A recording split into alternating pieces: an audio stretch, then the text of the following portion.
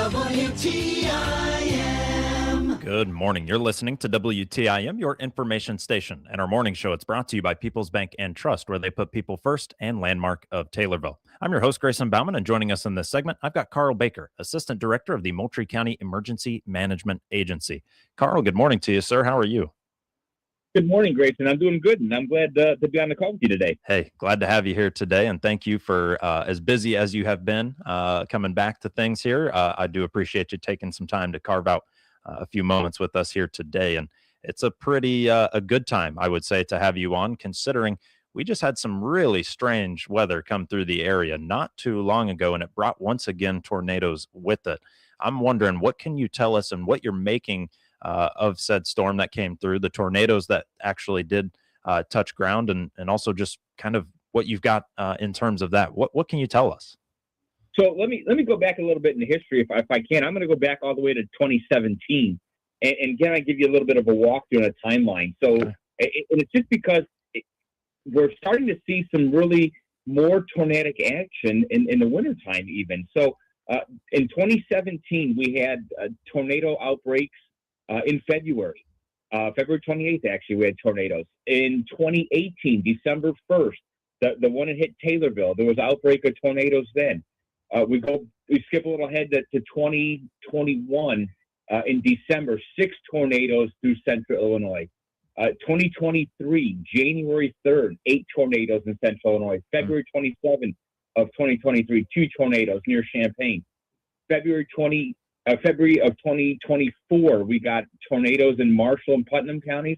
And then just now in December 28th, 4 tornadoes in central Illinois. And so you're seeing the tornado season really start to expand and go further into the year, almost be like almost 12 months out of the year in Illinois. And so we want to make people aware that we need to have a culture of preparedness. And it's not if a disaster is going to happen. It's basically going to be when a disaster happens. A disaster is going to happen sometime, somewhere. Either you're going to know somebody that was impacted by the tornado or severe weather, whatever it be, or you yourself are going to be impacted. And so we want to keep it in the forefront of everybody's mind to make that kit, make a plan, be prepared for when the disaster happens, because it's when, it's not if. And you so again, think about what you're going to need. What is your family makeup? Do you have children in the house? Do you have pets in the house? Do you have elderly people that live with you? So those are the things that you need to put in the kit. Batteries for a flashlight, a crank radio, because if power goes out eventually, if the batteries you don't have batteries, a crank radio can also charge a cell phone. So having those type of things. Again, the power can opener is not going to work. You're going to need a manual can opener if you're going to need that.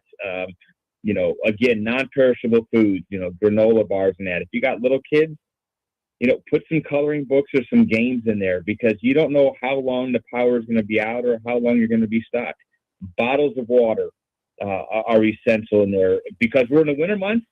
You better make sure you have some blankets in there, because heat may be out. So starting to think about how to be prepared and what to prepare in your kit are essential when looking at being prepared for disaster. And Carl, it really is unbelievable how that tornado window, we'll call it, has just opened to the full calendar year, seemingly. Thank you for providing some of that background as well. I mean, I've been in the area, but can certainly not tell you that I remember that many tornadoes having hit. Carl, I believe I also saw that this year in Illinois, we were the top tornado state. Did you see a similar thing, or do you know about a similar thing? It's that way, and it's been that way for the last 3 years. 2024 and 2023, we had over 100 tornadoes. 1 year, I got it on my board. In 2023, we had 123 tornadoes in Illinois. We were the most of any state. Now, the lucky thing about that is the fatalities are lower, which is a good thing. What you can contribute that to is people listening, people being better prepared, and I think technological advancements of getting warnings out to people are really helping with the the alertness and being ready to take action when, the media comes out there, whether it's the local TV stations, the local radio stations, National Weather System, all that, I think helps with the people being better prepared and taking action. It's just unreal to see that window kind of extend. I've also heard that some folks assume that Tornado Alley is almost shifting more our way. Whether that is true or not, I cannot speak to, but it's just unreal that, growing up, it was always tornadoes. That's a summer thing. It's got to be a big thunderstorm. It's got to be perfect. And it's just not the case. You're absolutely right. And yeah, there is, I've read articles. I've heard articles. I've heard people speaking about it, that Tornado Alley is starting to make a shift towards the Midwest. It used to be like the Oklahoma area and all that, but you're seeing the South. I can't remember what year. I might have been 2011 when Alabama had those 28 tornadoes that ripped through basically the whole state.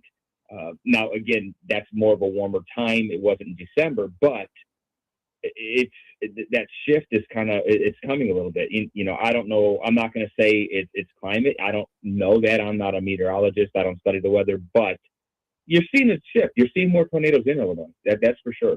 It's just, yeah, it really is interesting how that has kind of ramped up, it feels like. And to know that Illinois was the top tornado state 3 years in a row, let alone what I thought was just this year. And I see that we beat Texas for that. And I go, man, well, Texas is awfully big. And Texas is known as Tornado Alley, or part of it. And it's like Illinois had more tornadoes than Texas. Is just, it really stands out to me. Now, you talked a little bit about being prepared for that severe weather. You mentioned to us, it's not about when, it's about if.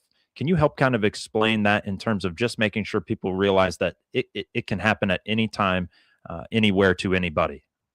Oh, yeah. It's a matter of when. I was, over the Christmas break, I was able to take some time off and travel, and actually drove through New Madrid, Missouri. That's where the Great Fault is. Back in, I believe, 1811, 1812, where it actually shifted the Mississippi River and it backflowed. Illinois sits on two major fault lines. So it's a matter of, you got the New Madrid and you got the Wabash Valley fault lines. One runs east and west through southern Illinois, and the other one runs north and south. But again, it's when. And we've got to get to that point of, it's a shift in culture, that it's just automatic that we prepare for disasters, just because we don't know when, but we know it's going to happen. Whether it's ice, it's snow, it's a tornado, it's drought. I mean, go back the last couple of summers of there were a couple accidents, one on I-55 where the dust storm came across and there was a major, and then again, it happened, I believe, on 155 between Peoria and Lincoln somewhere. I thought there was another one. Again, I don't know the date on that offhand, but again, you're seeing dust stopping traffic on the interstate because it's so bad you can't see. It's so thick. And you're just seeing, wow, the disasters are there. It's just when. And different ones too. I mean, you've given us how many examples already here today of what can and what will potentially take place. And so it is just interesting to be talking here at the beginning of January about the fact that tornadoes just rolled through about 10, 11 days ago. But that's the reality in which we are at. Is there anything else you would like to tell us about the tornadoes that hit the area, the ramping up of tornadoes in Illinois? Anything else when it comes to just being more prepared, more safe, before we kind of turn to maybe what we would typically think is going on here in January? Again, if you've got a safe room, whether, if you don't have a basement, identify that safe room. It may be an inner room of the house where there's no windows, no glass, things like that, that you can get to. Normally that's usually a bathroom, but maybe it's a closet, a big enough interior closet that you get into.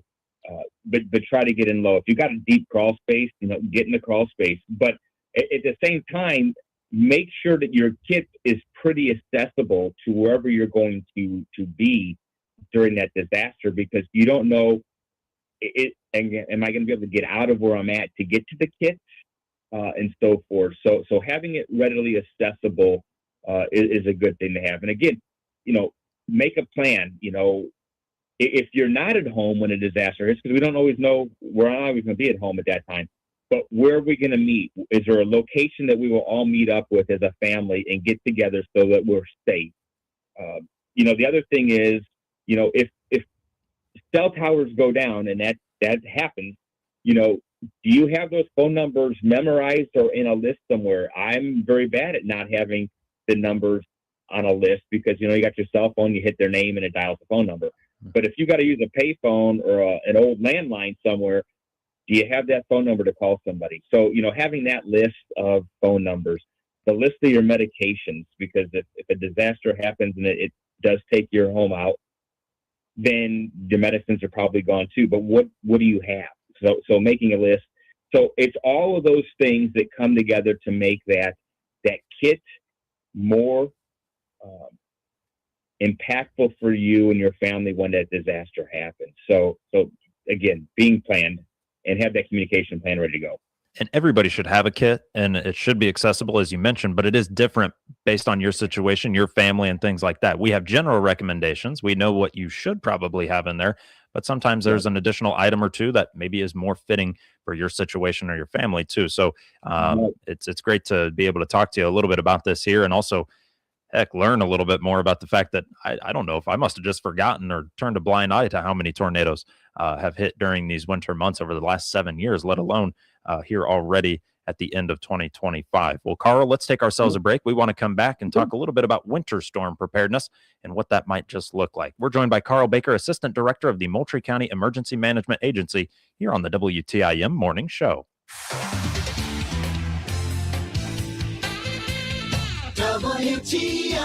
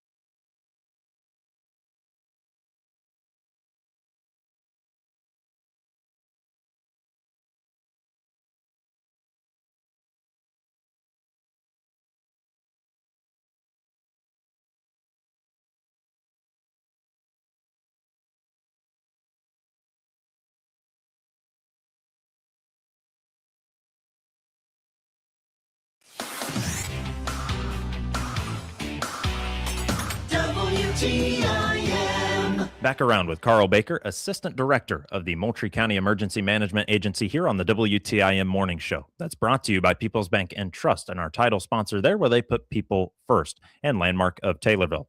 Well, Carl and I were talking about tornadoes, some of which just came through the area just under 2 weeks ago now. What we want to turn our attention to now, though, is winter storm preparedness. Yes, we're still in January, even though it might not have felt like it not too long ago. Carl, winter storm preparedness as we make our way even further into the heart of winter. What do you got there? So think about it. Just another statistic for you. This is really on the ready.gov website, but 63% of temperature-related deaths are attributed to cold exposure. And as you said, we are still in the middle of the winter. December 21st, I believe, is the first day of winter. So we've got December, January, February, part of March. And so we've got to be looking at not only tornadoes, but what do we do in the extreme cold temperatures come about? And so, there's many things that we could be doing. One of the things we want to talk about is like preventing house fires. That is one thing that can happen, especially during extreme cold. Making sure your furnace filters are changed, maybe having your furnace serviced by an HVAC person, inspected, annually to make sure that they're, but keeping things away at least 3 feet from open fires or heat sources, fireplaces, wood stoves, radiators, portable heaters, things like that. You want to keep flammables away. And when I say flammables, I mean even talking the laundry basket that's got clothes in it, keeping it away. You look at space heaters. Always plug the space heaters directly into an outlet. Don't use the extensions and power strips and things like that. And make sure that the cords are not frayed. And never use your oven to heat your home. That's not a good idea. So those are the things when talking about preventing house fires during the winter are some things to keep in mind. Let's talk about travel because, we live in Central Illinois and it's not like you're going to just walk down the block and you've got the mall and the grocery stores. And, in rural Illinois, we've got to travel. I live in a town of 1,200. My closest grocery store is, 8 miles down the road. But if I do major shopping, it's going to be at least 30-mile drive. So getting out and being cautious, giving yourself extra time, checking the weather forecast, for blizzards or ice storms, know the risks. Check with your local weather stations, whether TV or radio, and be prepared to take your time. It's not a race. Roads are slick. They may be packed with snow. They may be ice covered.